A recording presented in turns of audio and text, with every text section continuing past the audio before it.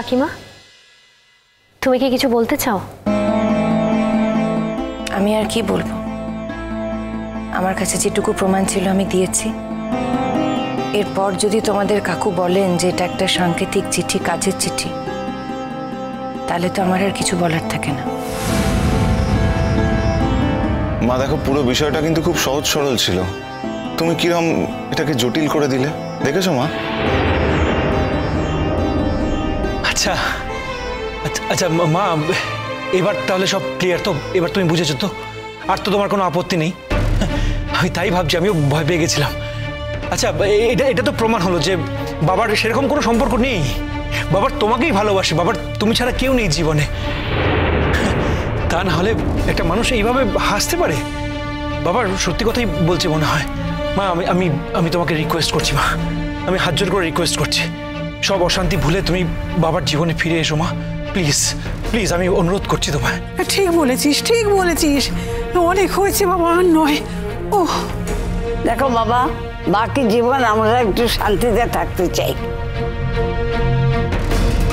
বৌমা, তুমি একেবারে বোকা। তুমি যে মনের মধ্যে এইসব পাকিয়ে তুলেছ, সেটা তুমি নতুনকে বললেই পারতে। নতুনও তোমাকে ঠিক বুঝিয়ে বলতে পারত। বৌদি ভাই, তোমার মন থেকে সব মেঘ চলে গেছে তো? জানি না, উনি যে কথাগুলো বলছেন সেগুলো বিশ্বাস করলে তো মনের মধ্যে আর কোনো মেঘ থাকার কথা নয়। কিন্তু উনি যে কথাগুলো বলছেন সেগুলো অবিশ্বাসের হলে মনের ভেতরকার সেই মেঘের তো একই রকম ভাবে থেকে যাওয়ার কথা। কি বলতো দিদি ভাই, আমি এখন বিশ্বাস অবিশ্বাসের মধ্যে একটা জায়গায় রয়েছি, ঝুলন্ত পেন্ডুলামের মতো। আসল কথাটা বলো না মা, তুমি এখন কি চাও? আমার জন্য এটা জানা ভীষণ জরুরি। তোমরা কি চাও আমি এ বাড়িতে থাকি? হ্যাঁ, চাই। দেখো বুড়িমা, আমার মনে হচ্ছে এই চিঠিটা নিয়ে তোমার মনে একটা সংশয় আছে। বেটার তুমি একজন হ্যান্ডরাইটিং এক্সপার্টকে কনসাল্ট করো।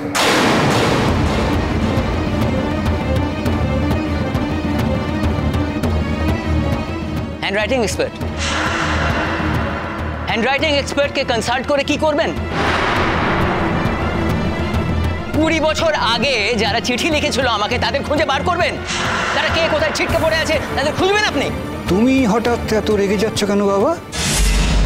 ইনফ্যাক্ট আমি তো তোমাকে কিছু বলিনি, আমি একটা জেনারেল স্টেটমেন্ট করলাম। এই শোন শোন, তোকে আর কোনো জেনারেল স্টেটমেন্ট দিতে হবে না। মেয়েটা এখন একটু সংসার করুক মন দিয়ে, এটাই আমরা চাই। তুই আর ঘোট পাকাস না।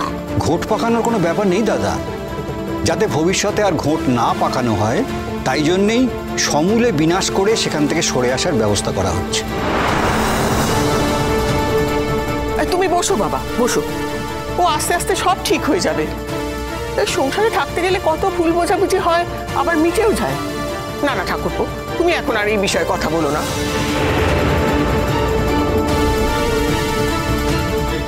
বৌঠান, চন্দ্র নিশ্চয়ই তোমার মনের সংসার কাটিয়ে দিয়েছে, এখন নিশ্চয়ই কোনো অসুবিধা হবে না। বৌঠান, আশা করি এবার সব ঠিক হয়ে যাবে। আর কি বলার আছে বলো? ছেলে তো বুঝিয়েই দিল। আমার ছেলে সম্পর্কে সব ভেবেছো তুমি? ছি ছি ছি ছি, এমন ছেলেকে আমি মানুষ করেছি বৌমা? খেয়ে না খেয়ে এমন ছেলেকে আমি মানুষ করিনি, না করিনি।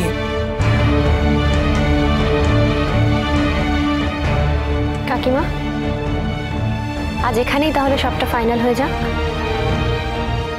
তুমি তাহলে এই বাড়ি ছেড়ে যাচ্ছ না, তাই তো?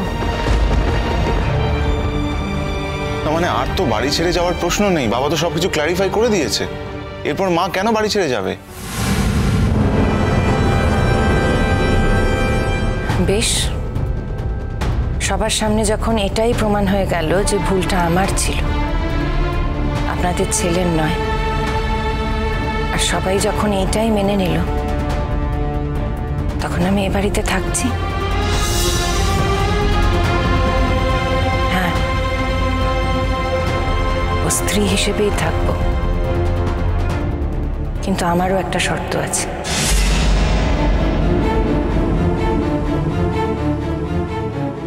শর্ত? কুমু, তুমি শর্তের কথা কেন বলছো বলো তো?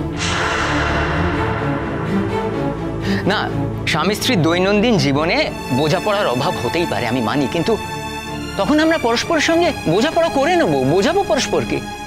এর মধ্যে শর্ত কি করে থাকতে পারে? আমার আছে।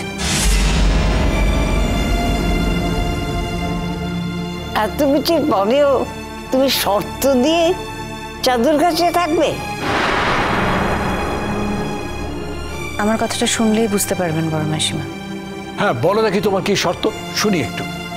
হ্যাঁ তাই, বলো বলো, শুনি কি তুমি বলতে চাইছো। মা দেখো, আর নতুন করে আমাদের জীবনে মানে আর নতুন করে কোনো পয়েন্ট এনো না। আমাদের জীবনটা একই অশান্তিতে জর্জরিত হয়ে আছে, পুরো ঘেটে আছে। আর নতুন করে কিছু বলো না। আমরা কেউ বাবা আসার পর থেকে আনন্দও করতে পারিনি। আমরা একটু আনন্দ করতে চাই, একটু উৎসব বানাতে চাই। তুমি প্লিজ তোমার যা শর্ত আছে তুমি তাড়াতাড়ি বলো, প্লিজ তাড়াতাড়ি বলো। যদি ভবিষ্যতে কোনোদিন এটা প্রমাণ হয়ে যায় যে আমি যে কথাটা বলছি সেটা ঠিক, আর তোমার বাবা যে কথাটা বলছেন সেটা মিথ্যা, সেটা ভুল, আপনাকেও বলছি মা, মন দিয়ে শুনুন। তাহলে সেই দিন, সেই মুহূর্ত থেকে আমাদের বিয়েটা ইনভ্যালিড হয়ে যাবে।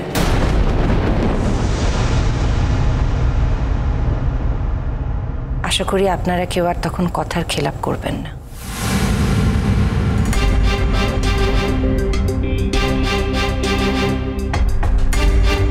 কি আশ্চর্য কুমু, এমন একটা ঘটনা যদি সত্যিই ঘটে তুমি অবশ্যই চলে যাবে, তোমার একটা মান সম্মান নেই। ঠিক আছে বৌদি ভাই, তুমি যথেষ্ট বিচক্ষণের মতো কথা বলেছ, এটাই তো হওয়া উচিত। ঠিক আছে, এখন যখন দাদা ভাই বলছে যে ওর কাজের জগতের এটা একটা চিঠি, সাংকেতিক চিঠি, তখন আমরা না হয় সেটাই মেনে নিলাম। কিন্তু এরপর যদি কোনোদিনও বৌদি ভাই প্রমাণ দেয় দাদা ভাইয়ের আজকের এই চিঠিটা ওর অন্যরকম ভাবে সত্যি হয়ে আসে, তাহলে কিন্তু আমরা সবাই বৌদি ভাইকে সাপোর্ট করব।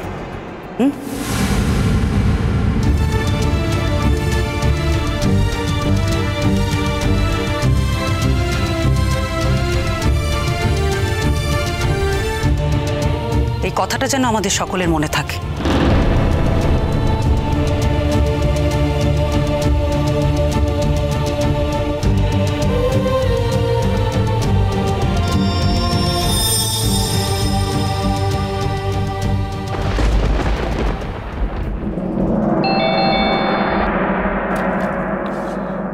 তুই বস বস বস, কি ব্যাপার? কেন আমি আসতে পারি না? আজে বাজে কথা বলিস না, বস। সব ঠিক আছে তো? মানে চাঁদু আসার পর সব ঠিক আছে তো? আমি কি একটা শুনছিলাম কি একটা অসুবিধা হচ্ছে বৌমার। না, বৌমার তো তেমন কোনো সমস্যা নেই, শুধু চন্দ্রর সঙ্গে থাকবে না, এই যা। সত্যি জীবনে আমি অনেক মহিলা দেখেছি, কিন্তু ওর মতো আমি দেখিনি। ও যে কথাগুলো বলছে সেগুলোর কোনো গ্রাউন্ডই নেই।